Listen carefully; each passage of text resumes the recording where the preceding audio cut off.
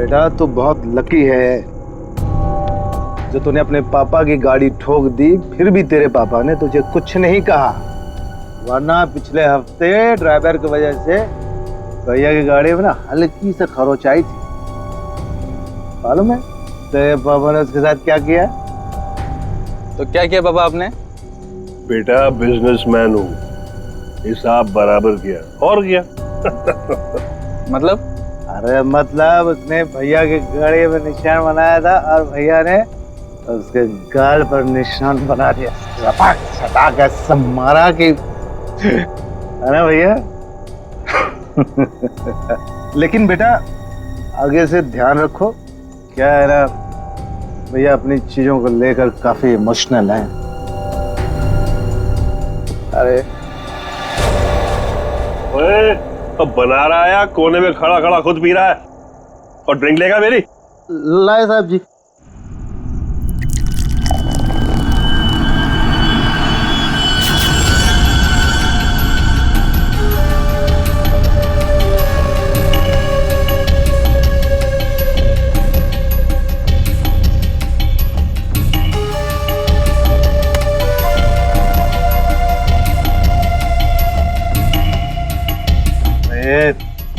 इतना कांप क्यों रहा है? हाँ संभाल के रख।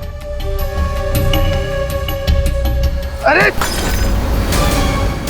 बेवकूफ, एक ही किया तूने। पकड़ मार डालूंगा यहीं। साहब बैठ जा।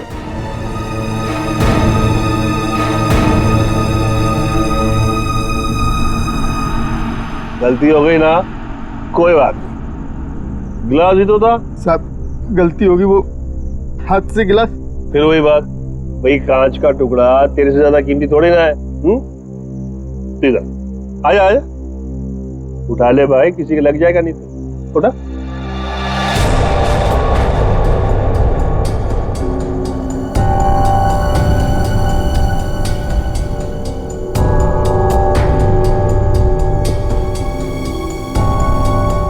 ओए, ये ग्लास ना एक बॉक्स में दर्जन भर मिलते हैं, लेकिन तू तो एक ही है, इकलौता मेरा वफादार। हाँ? लेकिन तुझ जैसे दर्जन भर भी बेच के आओ ना,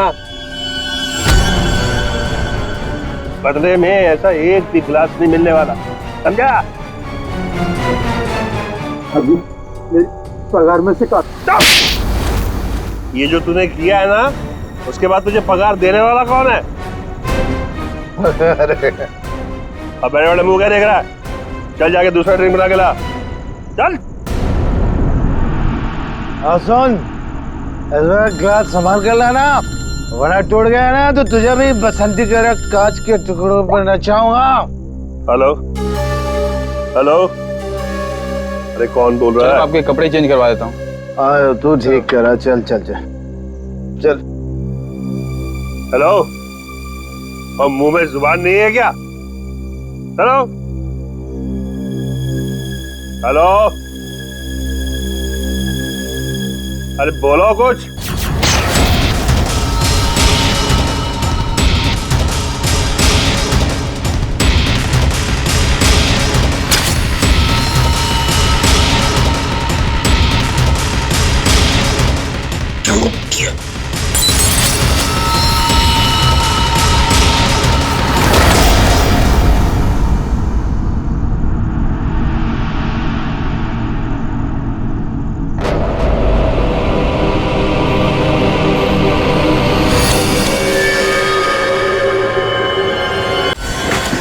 मैं सच कह रहा हूँ, मैंने कुछ नहीं किया। बोल तूने ऐसा क्यों किया? मैं तुझे जान से मार डालूंगा, मैं तेरे टुकड़े टुकड़े कर दूंगा। तूने मेरे भाई को क्यों मारा? बोल। रुक जा, छोड़ो छोड़ो छोड़ो छोड़ो, बढ़िया बढ़िया, छोड़ो।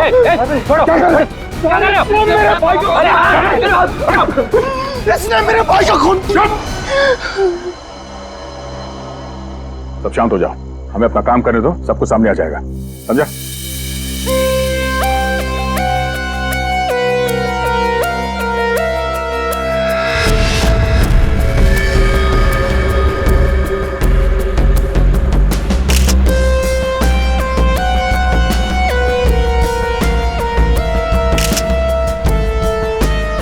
किसी धारदार चीज से गला काट दिया है सर। बड़ी सफाई से। और तो कहीं कुछ दिख नहीं रहा है। बेचारे को अपने आप को बचाने के लिए वक्त भी नहीं मिला होगा। गले की ऐसे नस काट दिए एक झटके में खत्म। है तो कोई अंदर वाला ही आदमी साहब।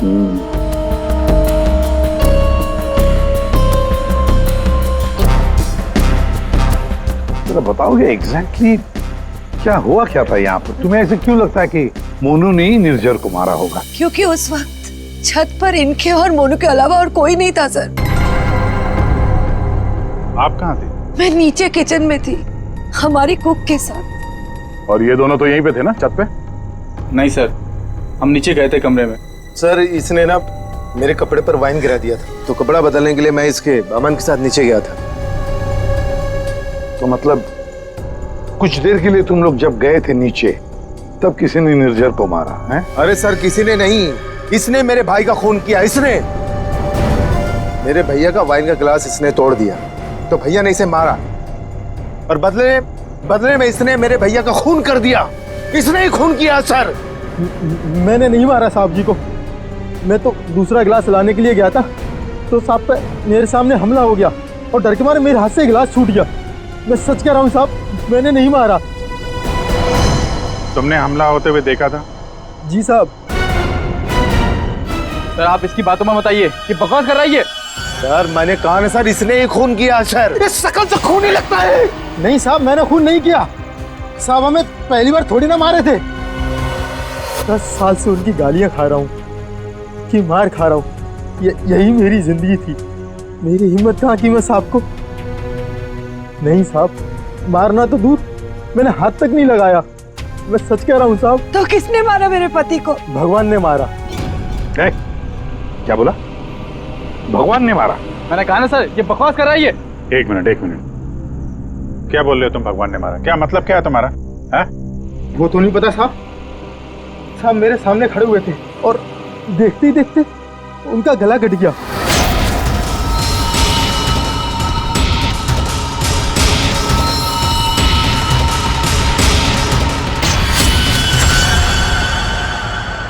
साहब ना तो कोई चाकू, ना कोई खंजर, कोई हथियार भी नहीं और कोई हथियार चलाने वाला भी नहीं साहब।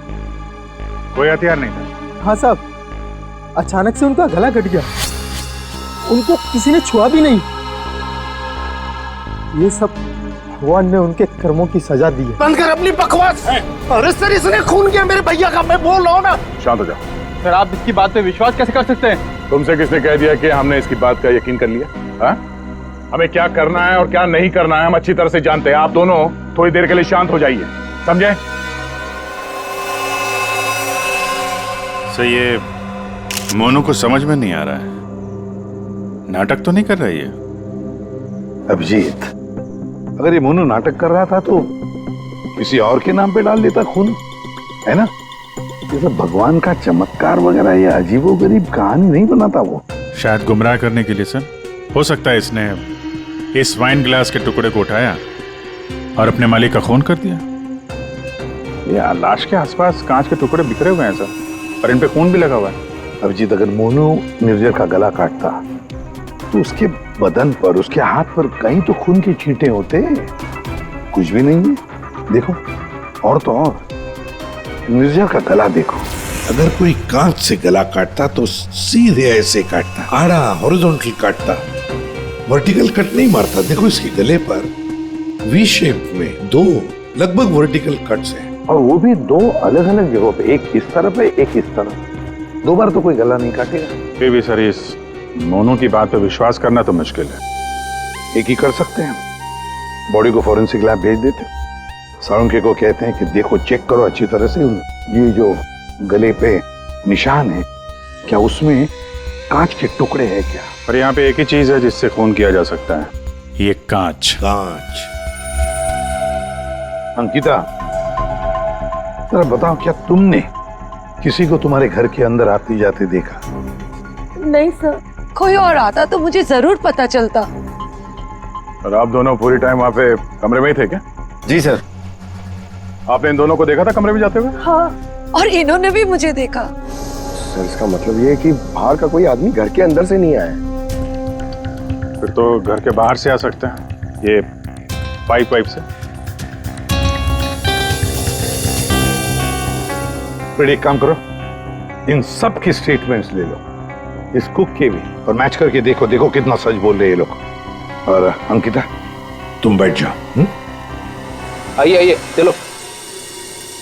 निर्जर का गला काटने के लिए खूनी इसके नजदीक तो आया ही होगा, या नजदीक पहुंचा कैसे? सर, शायद पाइप या एसी वेंट से चढ़कर आया हो। एक काम करो, आसपास रहने वाले लोगों से पूछताछ करो, देखो क्या उन्होंने किसी को पाइप से बिल्डिंग में चढ़ते हुए देखा है क्या। Ready sir. रेडी, काम करो, इस बिल्डिंग की सीसीटीवी फुटेज चेक करो।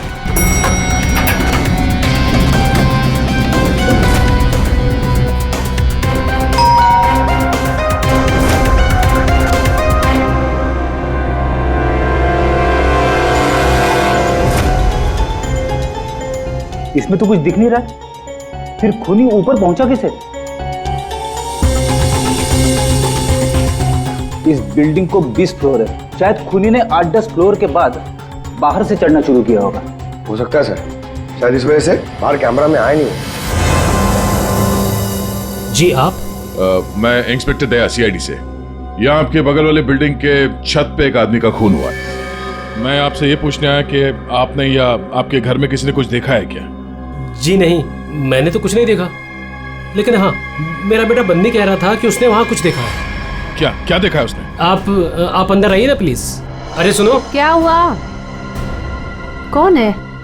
ये सीआईडी से हैं, बता रहे हैं पास वाली बिल्डिंग में किसी का खून हुआ है। क्या? आपके बेटे ने क्या देखा? सर मेरे बेटे ने जो भी बताया वो बड़ा अजीब सा था कि क्या? कि मैंने उसे उसी वक्त डांट दिया। मुझे लगा शायद उसका कोई वहम होगा। क्या बता रहा था वो? सर, हमारा बन्नी तो आजकल वैसे ही मनगढ़ंत बातें करता रहता है, शायद ज्यादा टीवी देखने का असर है ये। सर, हमें लगा ये भी ऐसे ही कुछ होगा। मैं सच बोल रहा हूँ सर, ये सब मैंने अपने टेलीस्कोप से देखा है। वो आदमी मर गया ना सर। हाँ बेटा, तुमने देखा उस आदमी को किसने मारा? किसी को बिल्डिंग पे चढ़ते हुए देखा, ऊपर आते हुए? कोई भी नहीं था। कोई भी नहीं था? तो फिर तुमने किसको देखा? उसी को जिसने खून किया। किसने खून किया? एक बहुत बड़े बैट ने। बैट ने मतलब चमगादड़ ने? हाँ, ये सब मैंने अपने टेलीस्कोप से देखा है। मैं रोज रात को अपने टेलीस्कोप से स्टार्स को देखता हूँ। चलिए आपको भी दिखाता हूँ। चलो दिखो। मैंने ये सब यहाँ से देखा सर। यहाँ से? हाँ।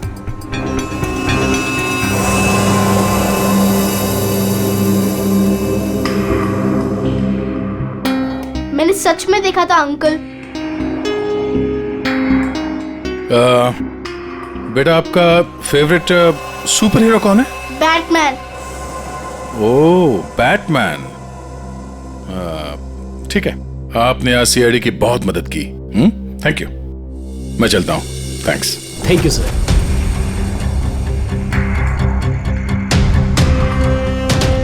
तो पूरे बिल्डिंग में पता किया, डेड एंड है। किसी ने भी किसी को बिल्डिंग में चढ़ते देखा नहीं सर। सीसीटीवी फुटेज भी चेक किया सर, कोई नहीं दिखाई दे रहा है। इंसानों ने नहीं देखा, कैमरों ने नहीं देखा। ये खूनी है या मिस्टर इंडिया?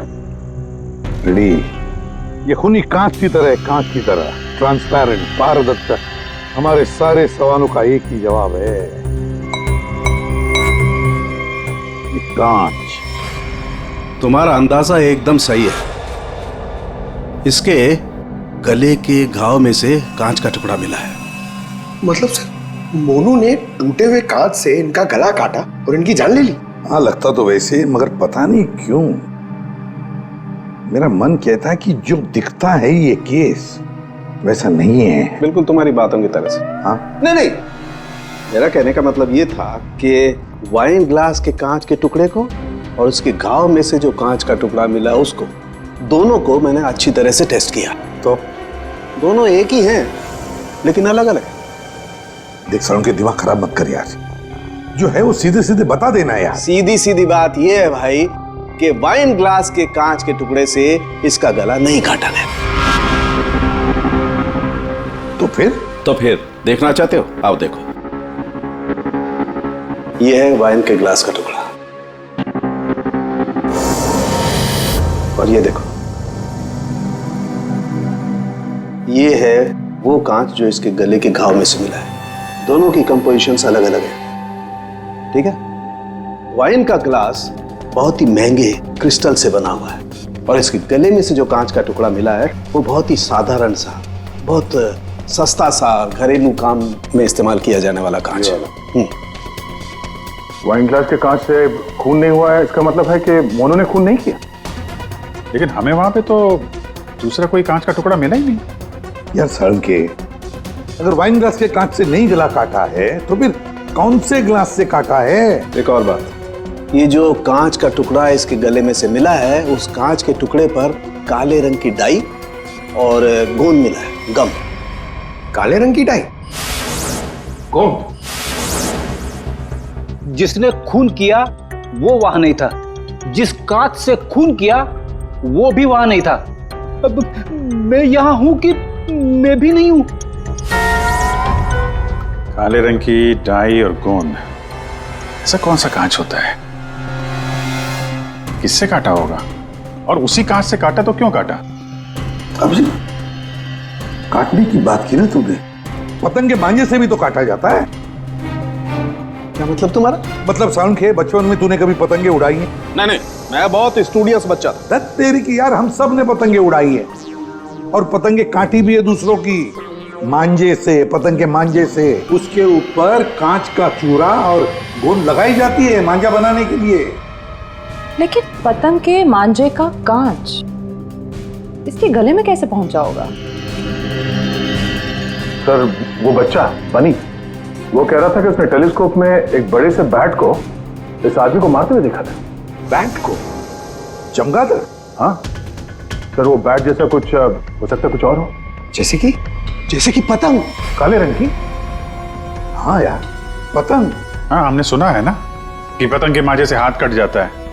हाथ कट सकता है तो फिर गला क्यों नहीं कट सकता? मतलब किसी ने पतंग उड़ा के इस निर्जर का खून किया है। दया, मांझे से ही क्यों यार? अगर सामने वाली बिल्डिंग में खड़े रहकर गोली भी चलाता तो भी मर जाता है। मांझे से ही क्यों?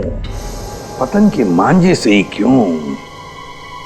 फिर है कौन ये पतंगबाज जिसने ये किया है?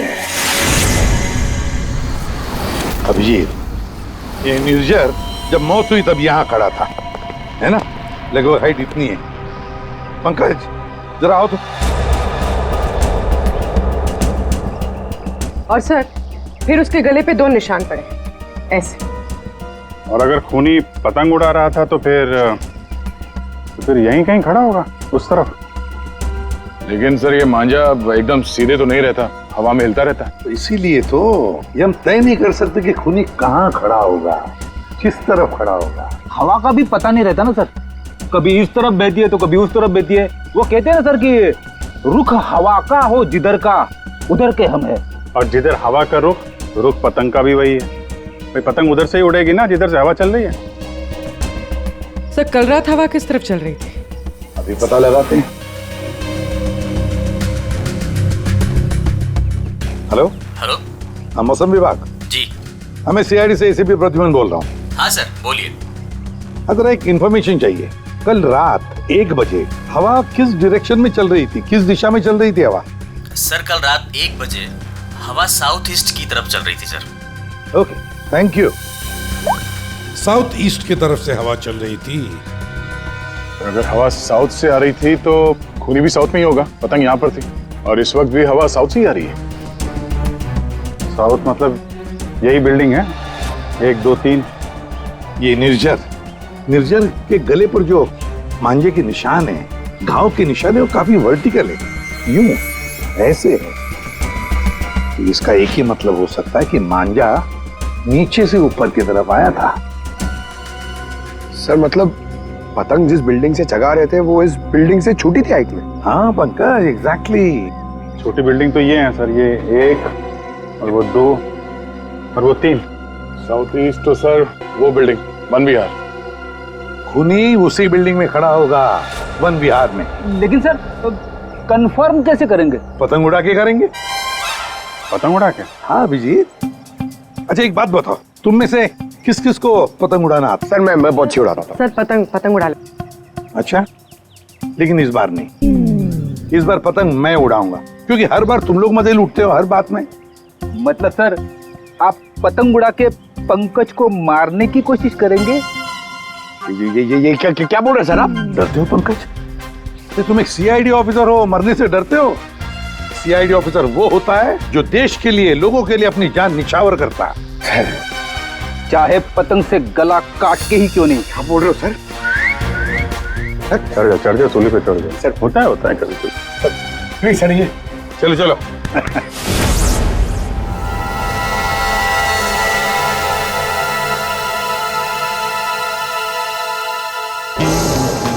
अभिजीत, अरे जरा ढील दो, ढील दो। हाँ बता।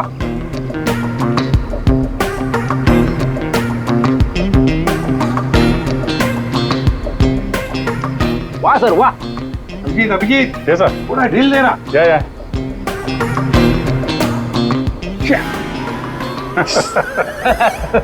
अभिजीत सर की पतंग कट गई। हाँ हाँ।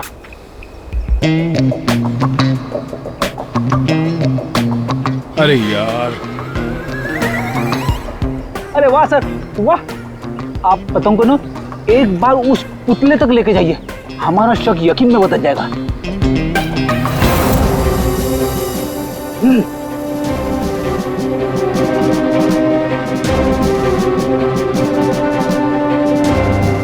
अरे नहीं यार, फ्रेडी पकड़ लो। ये नामुमकिन है। कितनी सारी चीजों का ध्यान रखना पड़ता है, हवा की दिशा, फिर वो एंगल, हाइट। सर अगर आपसे नहीं हुआ तो मुझे नहीं लगता ये पॉसिबल है। मगर सर सारुके साहब तो श्योर थे, गर्दन मंजे से ही कटी है। सर हो सकता है मांझा ही हो, पतंग हो ही ना। इस निर्जर के केस को किसी और तरीके से सुलझाना पड़ेगा। कोई और तरीका? हाँ, निर्जर की मौत से किसको सबसे ज्यादा फायदा हो सकता है, उसे ढूंढना पड़ेगा। सर अगर आपकी परमिशन हो तो ये सब प्लान चेंज करने से पहले मैं किसी के आदमी से बात करना चाहता हूँ। किससे? नाम तो नहीं मालूम, ढूंढना पड़ेगा सर उसे।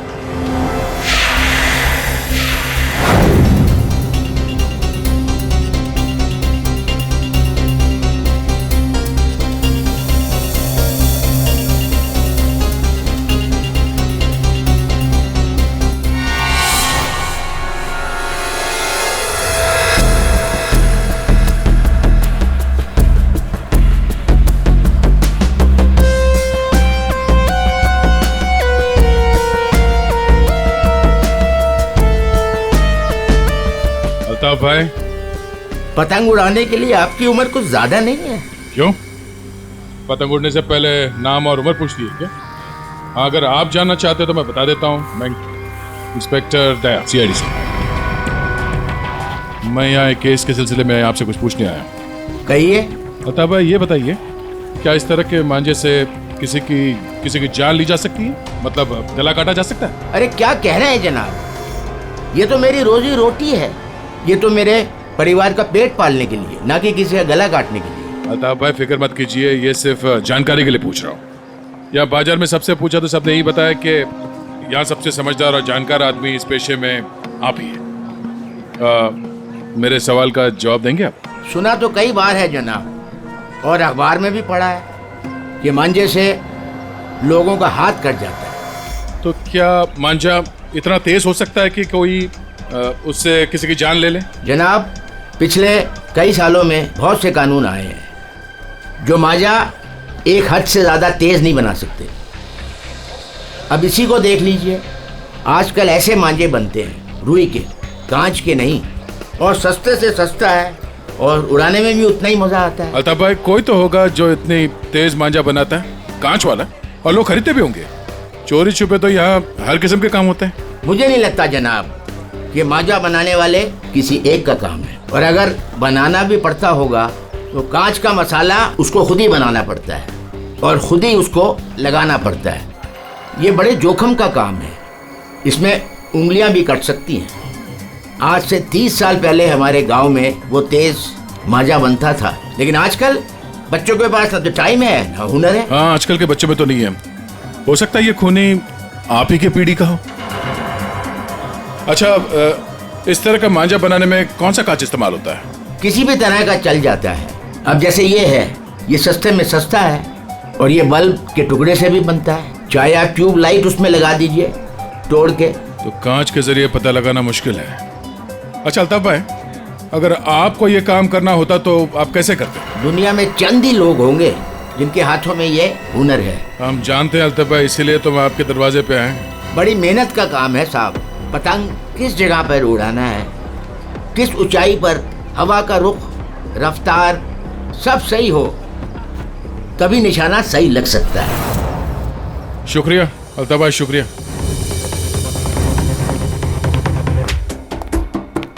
सर, सर ये वो लोगों की सस्पेक्ट लिस्ट है जो निर्जर को मार सकते हैं। इतने सारे दुश्मन इस निर्जर के? सर वो बहुत ही स्वार्थी और बेरहम बिजनेसमैन था। बहुत लोगों को धोखा दिया था उसने सर। तो इनमें से किसी ने बदला लिया होगा? पॉसिबल है सर। सर, ये वो केसेस है जो निर्जर के ऊपर फाइल हुए थे। इनमें से ज्यादातर कंप्लेंट उसके एक्स एम्प्लॉइज के हैं, जिनका कहना है कि निर्जर ने उन्हें सैलरी नहीं दी थी। कमाल है, इतना बड़ा बिजनेसमैन और अपने वर्करों को पगार नहीं देता था। बिजनेस लॉस में जा रहा था क्या? अरे नहीं सर, उसके भाई से पता चला है कि अपने 300 एम्प्लॉइज की सैलरी ना देनी पड़े, इसीलिए निर्जर ने अपने आप को कोर्ट में दिवालिया घोषित कर दिया था। वाह रे वाह, बड़ा चालाक है। कानून का गलत इस्तेमाल किया, अपने आप को दिवालिया घोषित किया और बैठ गया वर्करों के पैसे पर। खुद तो ऐश कर रहा था और दुनिया को दिखाने के लिए कंगाल और दिवालिया। इतने बड़े फ्रॉड आदमी को ना जेल में होना चाहिए था। वही तो, जेल में ही होना चाहिए था। कुछ ना कुछ तो गड़बड़ जरूर है जी, कुछ ना कुछ तो गड़बड़ है। इतने सारे फ्रॉड्स करने के बावजूद भी ये आदमी बाहर कैसे, जेल में क्यों नहीं? पंकज, पुलिस रिकॉर्ड चेक करो निर्जर के।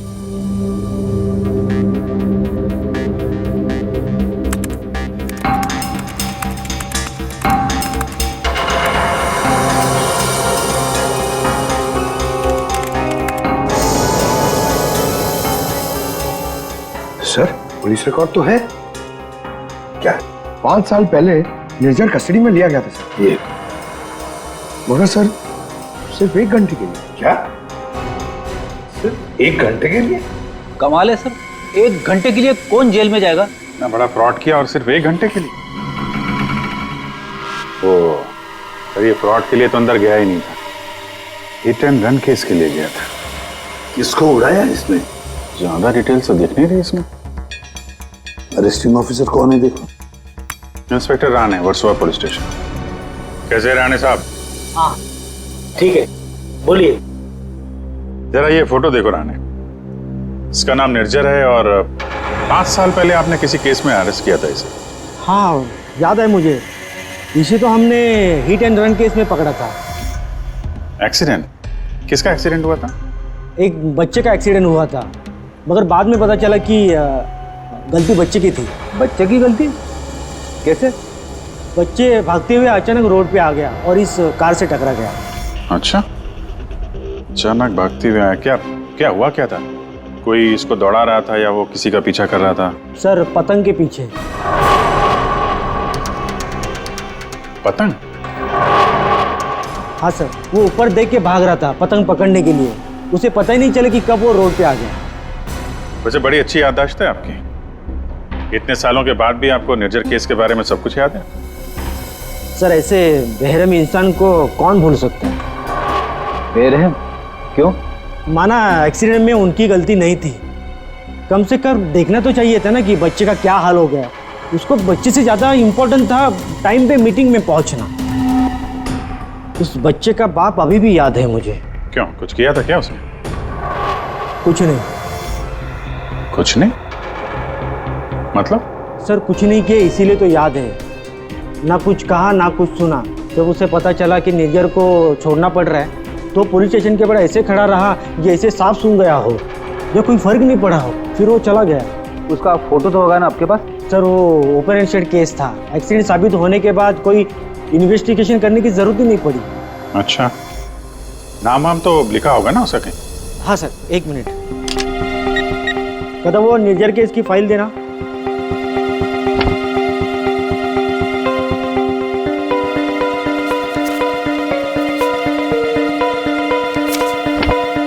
सर ये देखिए, बच्चे का बाप का नाम, फोन नंबर और एड्रेस भी है।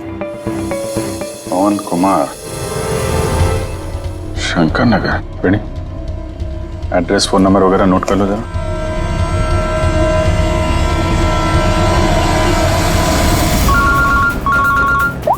हाँ अभिजीत। तो वो निर्जर के हिट एंड रन केस से एक लीड मिला है। एक्सीलेंट। एक बच्चे की मौत हुई थी, उसके पिता का नाम और एड्रेस मिला है सर। बस अभी अभिजीत, उसके माता पिता से जाकर मिलो, अच्छी तरह से पूछताछ करो। Yes sir. Okay sir. Ready sir. तुम जरा राणे साहब के साथ मिलके उस पवन कुमार का स्केच बनवा लो, तब तक मैं उसके घर जाके देखता हूँ। क्या हुआ साहब? आज सुबह पतंग उड़ा के गए, फिर पूछताछ भी की, अब क्या हो गया? ये आप लोग इतने ही हो? यहाँ पे तो 5 गार्ड लिखे हैं, ये 5वां कहाँ है? हाँ साहब, शंकर आया था कुछ महीने पहले नौकरी पे, फिर अचानक साहब आज सुबह नौकरी छोड़ के चला गया। नौकरी छोड़ के चला गया क्यों? पता नहीं साहब, वो गांव से उसके लिए कोई बुरी खबर आई थी तो बिना बोले साहब चला गया सब। अच्छा, कल रात जब खून हुआ तो शंकर तो था, उसके बाद घर गया है। ओहो। अच्छा, इस शंकर का फोटोग्राफ है या एड्रेस वगैरह तो होगा ना आपके रिकॉर्ड्स में? फोटो तो नहीं है साहब, लेकिन हाँ एड्रेस लिखा हुआ है साहब, ये देखिए।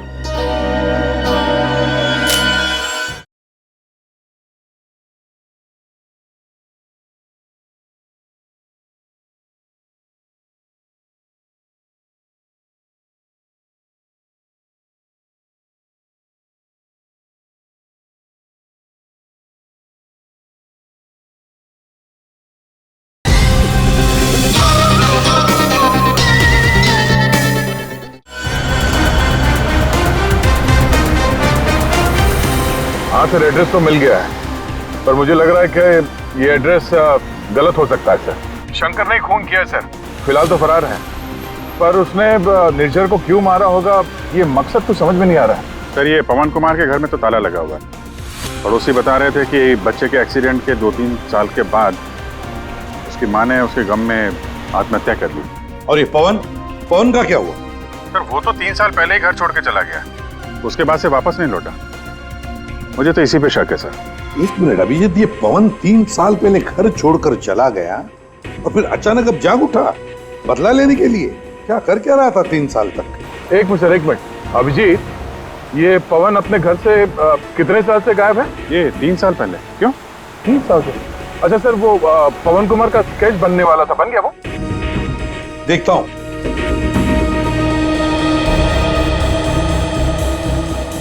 नारायण, कितनी देर लगेगी? बस अभी हो जाएगा। गुड।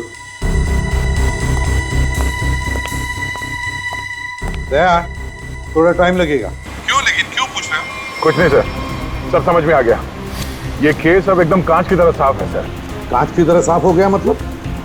क्या कहना क्या चाहते हैं? सर, मैं कुछ काम करना भूल गया हूँ सर, मैं थोड़ी देर में पहुंचता हूँ सर ब्यूरो। ठीक है, जल्दी आ जाओ।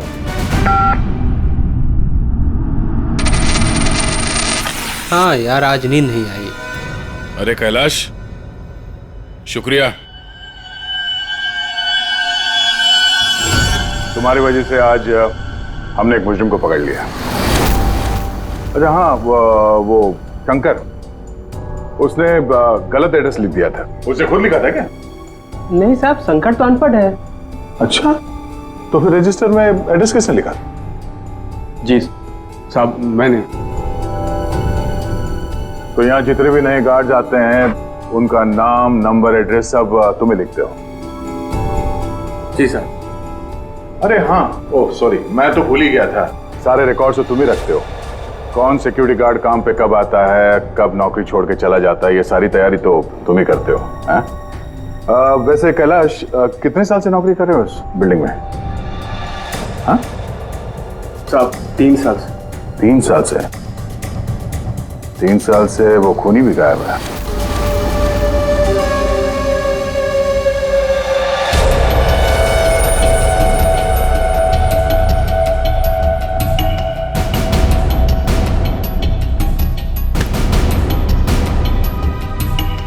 निर्जर के खून के इल्जाम में मैं तुम्हें गिरफ्तार करता हूं, पवन कुमार। पवन कुमार? हमारा नाम तो कैलाश है साहब। वो आपको शायद कोई गलत फहमी हो रही है हमको पहचानने में। लेकिन मुझसे कोई गलती नहीं हो रही है मिस्टर पवन कुमार। ये क्या है साहब? हाँ क्या है साहब? आपको कोई नहीं मिला तो एक गरीब को फंसा रहे साहब। अच्छा,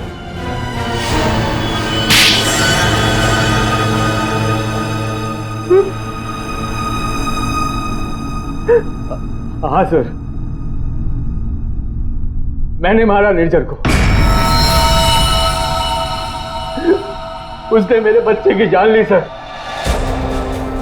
मेरे संजीत को अपनी गाड़ी के नीचे कुचल दिया। मेरी पत्नी संजीत की मौत का गम बर्दाश्त नहीं कर पाए, खुदकुशी कर ली। निर्जन ने सिर्फ मेरे बेटे को नहीं मारा साहब, कि दो खून किए। उसे जिंदा रहने का कोई हक नहीं है साहब। ऐसे बेरहम नीच आदमी का मर जाना ही अच्छा था। पवन, निर्जर अच्छा आदमी नहीं था, हमें भी पता है, मगर उसने तुम्हारे बेटे को जानबूझकर नहीं मारा। गलती तुम्हारे बेटे की थी। वो खुद पतंग के पीछे दौड़ते दौड़ते निर्जर के गाड़ी के सामने आया। गलती मेरी है। मैंने उसे सिखाया था पतंग बनाना, पतंग उड़ाना, सब कुछ। उसे बहुत शौक था पतंग उड़ाने का, पतंग के पीछे भागने का। काश मैं उस दिन से रोक लिया होता।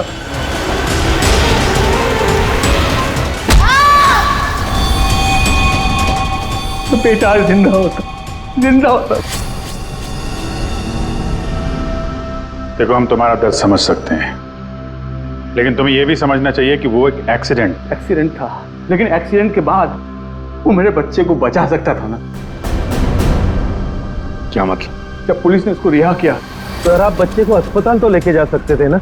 बच्चे की हालत देखी थी आपने? कौन सा लत पर था वो? अगर मेरी गाड़ी की सीटें खराब हो जाती तो कौन जिम्मेदार होता? मैंने कसम खा ली थी साहब, जिस तरह एक पतंग ने मेरी संचित की जान ली, निर्जर की मौत भी पतंग से ही होगी साहब, पतंग से ही होगी। और इसीलिए तुमने 1 विहार बिल्डिंग में नौकरी शुरू कर दी, ताकि तुम अपना बदला आसानी से पूरा कर सको। पिछले कुछ सालों में 1 विहार में जितनी भी चोरियां हुआ करती थी, वो सब मैंने ही करवाई थी, ताकि किसी को भी छत पे जाने की अनुमति ना मिले। फिर रोज पतंग उड़ाने की प्रैक्टिस करने लगा। निर्जर पर ध्यान रखने लगा कि छत पे कब जाता है, कितनी देर रहता है। मुझे पता था कि कौन से कोने में उसका मोबाइल का नेटवर्क का टावर मिलता है। वो हमेशा बात करने वहीं आता था साहब, और मैंने सोच लिया था उसे वहीं मारूंगा। और उसे मारने के लिए मैंने मांझा बनाना शुरू कर दिया। काली पतंग बनाई, मैं तैयार था साहब, बस हवा का रुख और तेजी का इंतजार था मुझे। और एक दिन भगवान ने मेरी सुन ली, सब कुछ सही था।